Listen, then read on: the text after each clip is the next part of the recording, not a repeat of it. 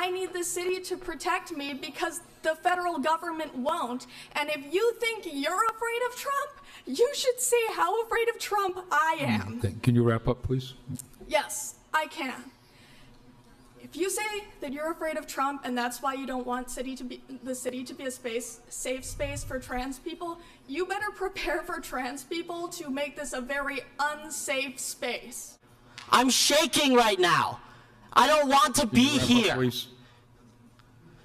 I'm sorry, am I taking too long pleading for my life? Hi guys, welcome back to the channel. So it's not very often that I am a loss for words when I see something online, because let's face it, we've seen it all. But somebody put a compilation together of testimonies from a council meeting in Worcester, Massachusetts.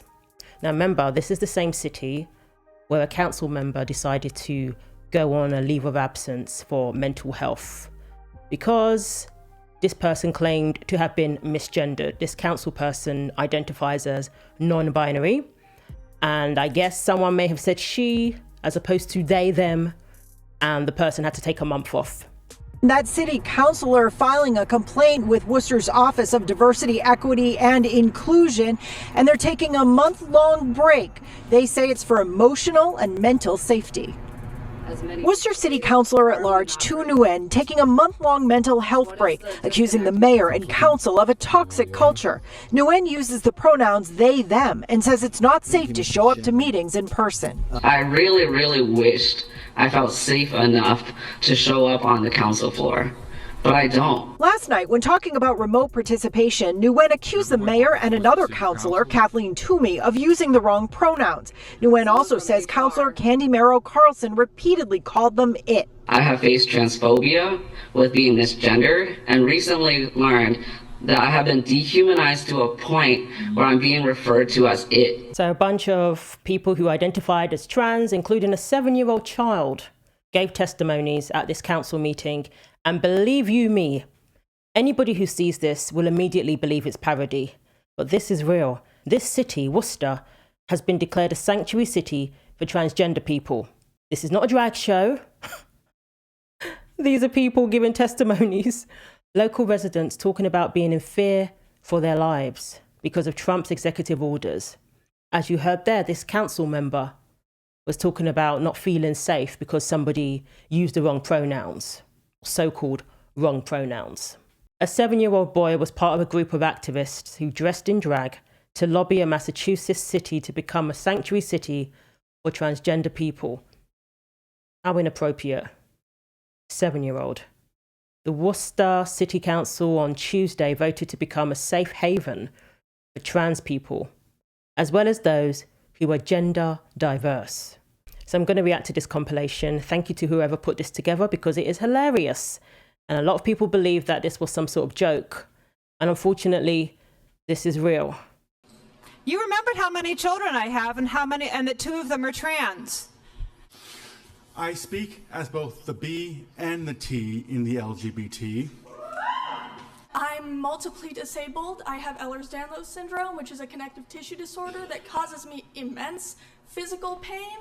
I'm on the autism spectrum, and I have narcolepsy, and I couldn't drive myself here, so I had to hide from my driver that I was in drag, which is not an easy thing to do in drag. I do not want to be here. It's my day off.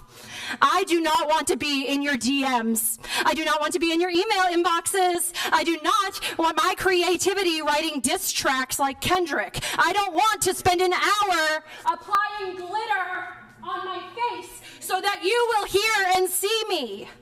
I want you to listen to me. Let us remember that the Nazis burned the books the Nazis burned books on gender sciences first. Now the administration has villainized. Yeah, I think we need a break. So, first of all, it's as clear as day that these people love attention. They are lapping up this attention. They're loving it. Using all this hyperbole about fighting for your life. They clearly don't live in the real world.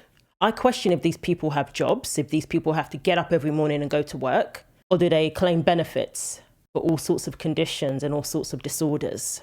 I love how the chairperson keeps telling them to wrap it up because they love hearing the sound of their own voices.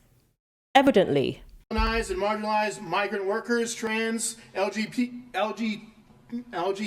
people, and even special needs, denying life-saving and affirming care. Can you look at me and tell me how many of my friends need to die before you do anything? Please wrap Look up. at me! Okay, we're all done here. F***ing pathetic! We're all done. Come on.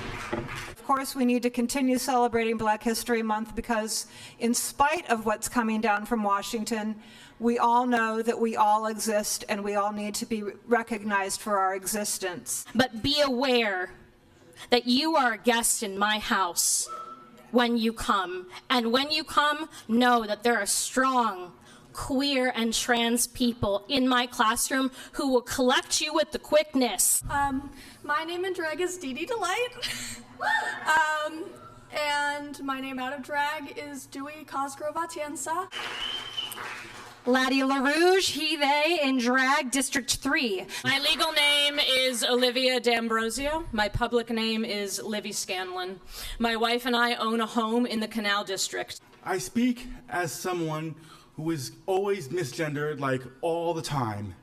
People refer to me as sir when I prefer to be referred to as ma'am. and these are the sort of people you think women should welcome into their bathrooms. Wow. So the council voted on Tuesday in favour of designating Worcester a sanctuary city for transgender and gender diverse people following a 4-hour stretch of public comments, including back and forth between councillors and the public. NBC 10's Carla Rojo was inside at that meeting. She's joining us live right now with the result of the vote. Carla, what was decided here? Colton, that decision happening right now. That meeting has been going on for almost 5 hours, and they approved this resolution. Almost 200 people showing their support for the LGBTQ plus community at a city council meeting Tuesday night. Local organization Queer Residents of Worcester and our allies filing a petition asking councilors to make Worcester a sanctuary city for transgender and gender diverse people. I'm really concerned for myself, my friends, and above all, my patients. Ronan Palmer is transgender and a healthcare provider. They say they know firsthand the importance of this resolution. It scares me because we're seeing this administration go after our most vulnerable people. The petition was filed by Allie Cislo with Queer Residents of Worcester and our allies. It asked the city to not cooperate with federal and state policies aimed to harm transgender and gender diverse people, and to ensure that the LGBTQ plus community has access to healthcare, housing, education, and employment without fear of discrimination. We're really in this moment where we're looking at both the impact of the hyperlocal and the ways in which transphobia and oppression operate, as well as the national, and the way that that is creating a climate of fear. This campaign also comes at the heels of Worcester City Councilor at large, Tu Nguyen, taking a hiatus from this position after they say the council environment was transphobic. They're the first openly non-binary member elected to the council. Councilor at large, Christian King, says he supports his colleague and says he hopes this petition will be passed unanimously. We are a haven. We do not tolerate discrimination, bullying, harassment, violence, threats. Once again, that decision was made just moments ago here at City Hall in a very heated discussion, a very heated meeting. That approval was voted 9-2. So petitioner Allie Cislo, a member of the LGBTQ plus community, has said in the past that while the designation holds symbolic value, she hopes that it will be a step towards city resources not being used for detaining people seeking or providing gender-affirming care. I speak as someone who is afraid to use public toilets. I speak as someone who is a member of this community and is a queer person. Yeah, absolutely not. I refuse to be told that I should be okay with this person entering into the women's bathroom. And the fact that there are still people who will insist that this person should be allowed to use the women's bathroom is absolutely disgraceful. And it's a slap in the face to women. No one is stopping this person from using public bathrooms, but clearly you have to use the correct one. I honestly believe these people thrive off victimhood.